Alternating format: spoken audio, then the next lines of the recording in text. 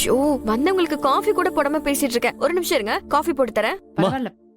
வேண்டாம், இப்ப எதுவும் வேண்டாம். நானும் அம்மாவும் சாப்பிட்டுட்டு தான் வந்தோம். விஸ்வா, நீங்க ஏதோ வேலை தேடிட்டு இருக்கீங்கன்னு கேள்விப்பட்டேன். எதுக்கு வெளியில எல்லாம் வேலை தேடிட்டு இருக்கீங்க? நம்ம காலேஜ்லயே கண்டினியூ பண்ணலாம்ல. சரி, உங்களுக்கு அங்க பிடிக்கலன்னா ஆபீஸ்ல வந்து ஜாயின் பண்ணலாம்ல. நாங்க உங்களை கம்பல் பண்றத நினைக்காதீங்க. நீங்க 2 பேரும் இப்படி கஷ்டப்படுறத எங்களால பாத்துட்டு இருக்க முடியலப்பா. அதனாலதான் சொல்றோம். அப்பா, பாட்டி, நீங்க சொன்னதே எங்களுக்கு போதும். ஆனா இப்போ அந்த வேலை எங்களுக்கு வேண்டாம்.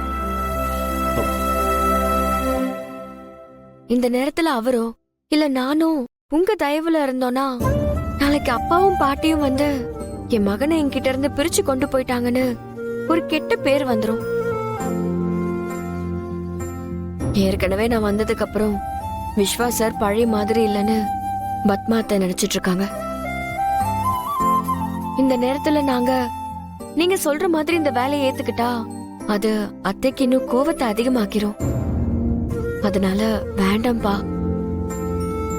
ஏற்கனவே எனக்காகவோ என்னோட கனவுக்காகவோ விஸ்வா சார் அவர் குடும்பத்தையே எதிர்த்து நிக்கிறாரு. இந்த நேரத்துல நான் அவரோட நிக்கணும். நாங்க கஷ்டப்பட்டுதான் மேல வரணும்னு இருந்துச்சுன்னா அதை நாங்க முழு மனசோட ஏத்துக்கிறோம். நீ ஏற்கனவே நிறைய கஷ்டத்தை அனுபவிச்சுட்ட. நீ இதுக்கு மேலேயும் கஷ்டப்படுறத நாங்க எப்படி பார்த்துட்டு சும்மா இருக்க முடியும்?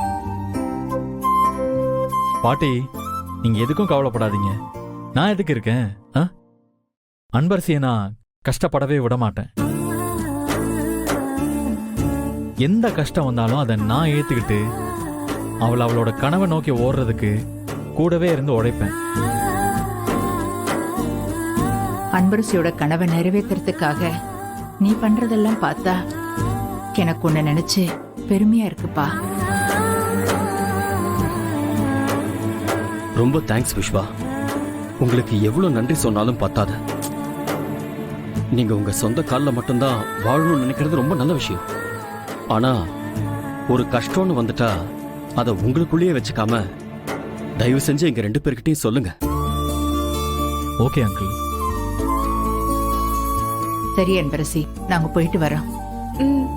உனக்கு ஏதாவது தேவைன்னா எங்களுக்கு போன் பண்ண. சரிங்க பாட்டி. வரோம்ப்பா.